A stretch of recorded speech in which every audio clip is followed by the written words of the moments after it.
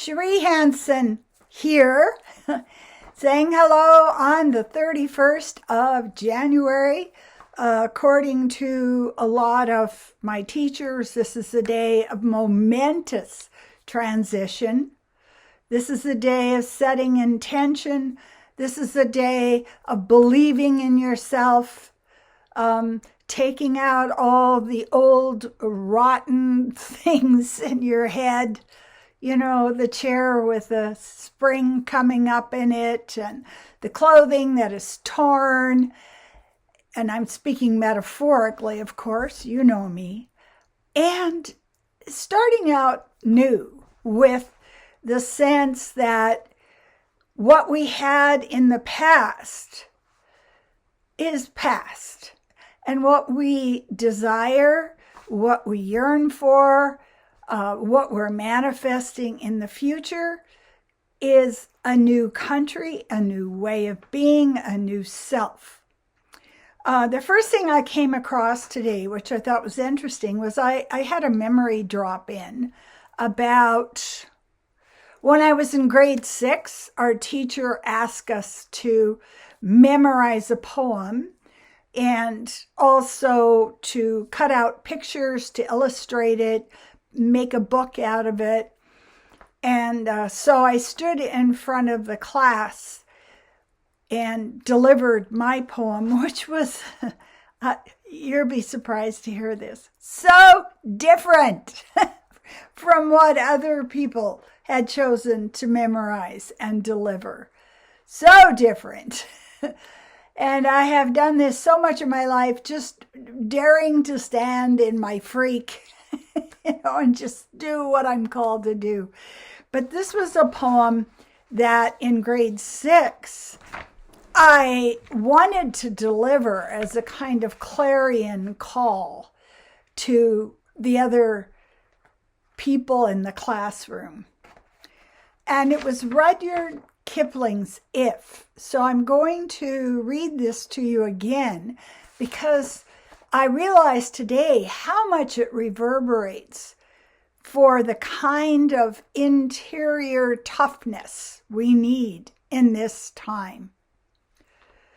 If you can keep your head when all about you are losing theirs and blaming it on you, if you can trust yourself when all men doubt you, but make allowances for their doubting too. If you can wait and not be tired by waiting or being lied about, don't deal in lies, or being hated, don't give way to hating. And yet, don't look too good, nor talk too wise. If you can dream and not make dreams your master, if you can think, but not make thoughts your aim, if you can meet with triumph and disaster and treat those two impostors just the same, if you can bear to hear the truth you've spoken, twisted by knaves to make a trap for fools, or watch the things you gave your life to broken, and stoop and build them up with worn-out tools. If you can make one heap of all your winnings and risk it on one turn of pitch and toss, and lose and start again at your beginnings, and never breathe a word about your loss, if you can force your heart and nerve and sinew to serve your turn long after they are gone, and so hold on when there is nothing in you except the will which says to them, hold on.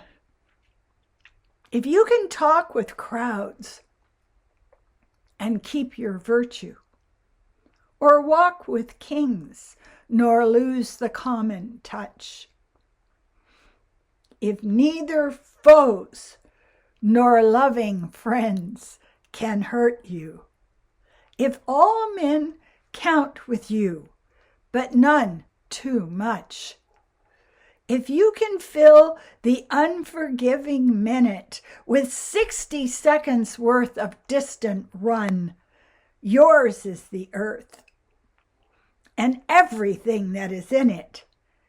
And which is more, you'll be a man, my son. And because this is the olden days patriarchy, I would say if you can do these things, you will be a grown-up. And that's always the goal. So today, I am coming off of yesterday, which was not good. I had severe headache. I had body pain. I think it was the energy. It just so much negative energy, so much fear, so much hatred, so much sense of chicken with a head cut off, running around, yelling, the sky is falling, the sky is falling. It may be falling, but it's up to us to keep ourselves grounded. And sometimes it's too much. It's just, why are you asking this of me? I'm a mere mortal. Can't I just be an idiot and, wallow? And I must admit, I had eating pistachio nuts for comfort for about an hour last night. It's too much. I have to eat pistachio nuts. But I woke up this morning. I was very gentle with myself, knowing that, it was the climate on the face of the earth. The Schumann residence is very high. The energies that we're reading are very chaotic. The political news is intentionally confounding. I'm just seeing so many things that are telling me, don't rely on the outside world for an interpretation. What you're hearing is gobbledygook. And that's a good word for it. It's just gobbledygook. I like what I saw Rachel Maddow talk about. She is doing much more ice fishing these days. She goes out to the cabin and puts a hole in the ice and tries to catch fish. No phone, no media, nothing, just the cold air. And I don't know if it's my DNA, the fact that my Irish and Scottish ancestors came from countries that had a cold climate and lots of rain. But I really feel the cleansing that comes when I walk out in the cold air at night. It's a kind of ritual of cleansing that brings me back to my body and brings me back to a sense of safety. And this is the transition to the next thing I want to share with you. I really want to put this information out there. I decided in 2010 that I was going to take charge of my body. I made the decision that who I am, what my body is doing, how strong and healthy it is, was in my hands. And so at that point, I started going to a hormone doctor to take my hormones and check up on how my systems were operating. Scotty, check my systems. And the thing that has happened over time is that I have made my physical self so much healthier, so much stronger, so much more capable, that it's become an anomaly. I'm 80 years old, and my bone mass density is that of a 25-year-old. The amount of DHEA I have in my system is the same as a 25-year-old. The amount of muscle mass I have in my body is 36%, which is average for a 30 to 50-year-old man, not a woman. How did I get here? How did I change the very functioning and strength of my body? And it was through intention. We are often offered a cocktail of delusion in our culture. As you get older, you get feebler. As you get older, you get less clear. Your mind doesn't function as well. You're just supposed to settle, eat prunes, get a walker, but don't eat prunes while you're on your walker. That's dangerous.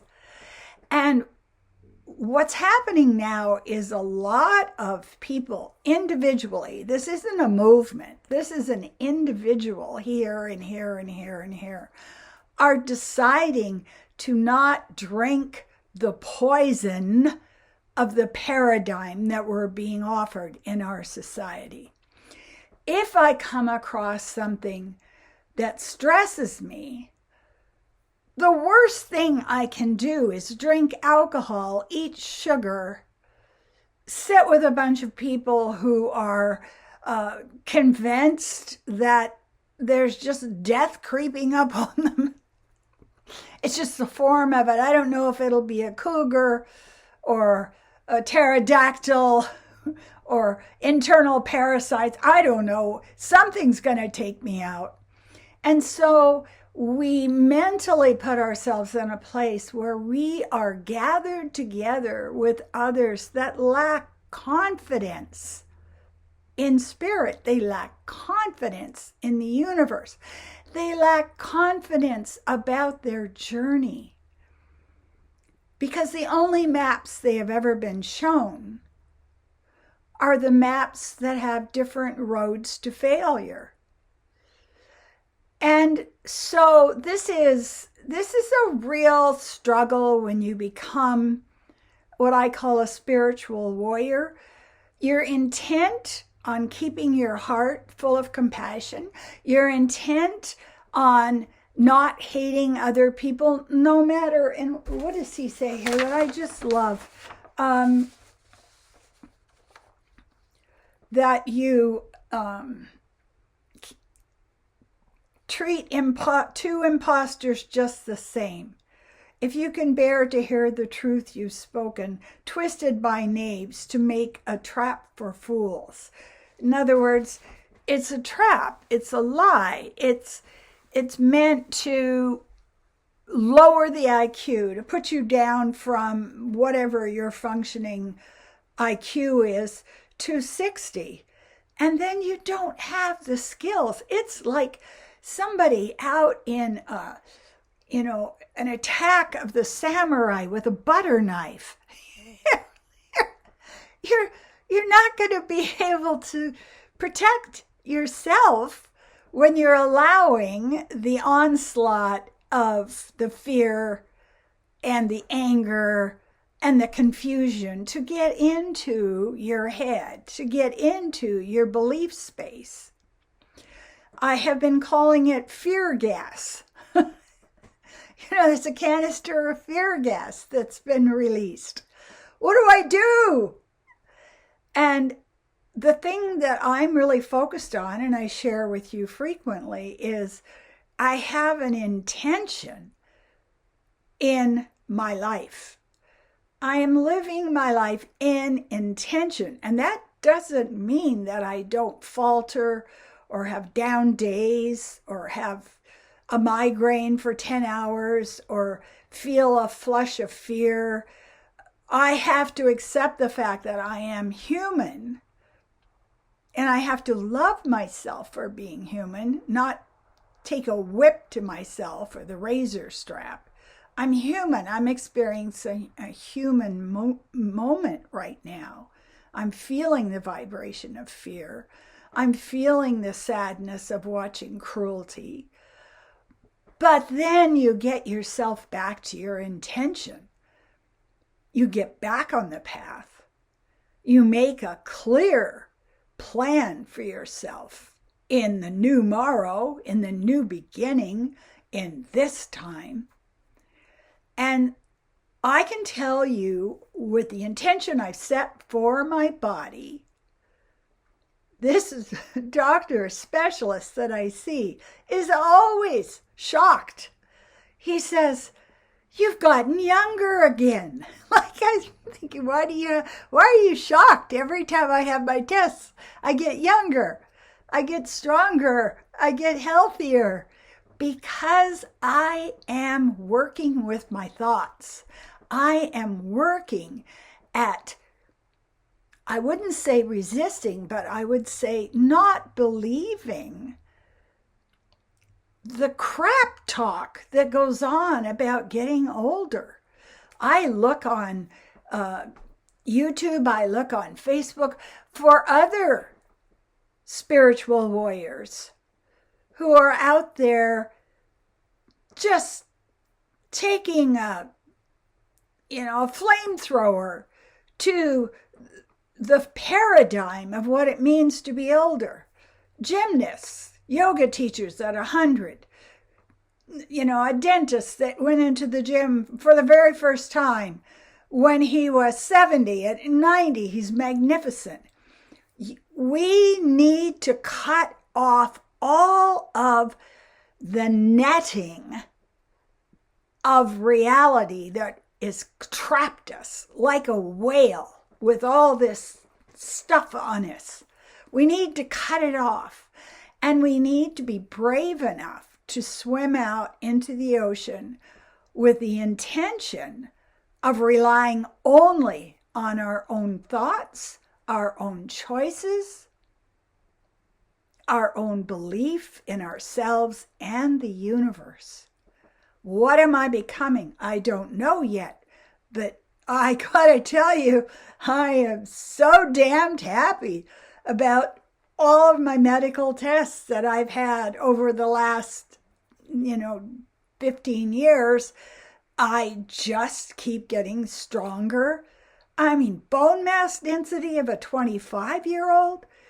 I mean, I used to be one of a 28-year-old, but I got younger.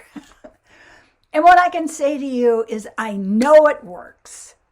I'm an example of an experiment in my own life that is working.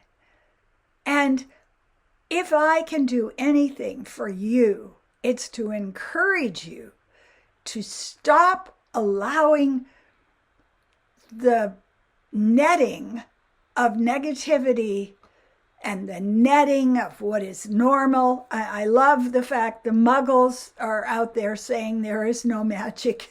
Don't be a muggle. Be a person who is challenging the normal with your decisions, with your steps, with your meditation, with your cold baths, with your walking, with what you listen to, with what you eat, with how you spend your money, everything. Take yourself like you were a village that had failed. Our culture is failing. And you're going to go in there as an urban developer and you're going to make your village just beautiful and healthy. And the thing that drives it all is the goal to remain compassionate. Because of everything that is done in this world, the thing that has the most power to heal you and to heal others is if you can keep yourself in a compassionate place. It's a challenge. Are you up for it? Thank you so much for watching my videos. Please subscribe. Please thumbs up, make a comment, share with people who are struggling. They think they're walking up a stony mountainside carrying a donkey. Just show them that there is another possible reality for them to step into.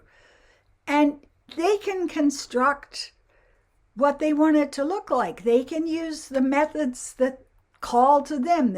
I'm not asking that you follow what I did. What I'm asking is you set the intention, make it yours, and walk that path. Thank you. I appreciate you.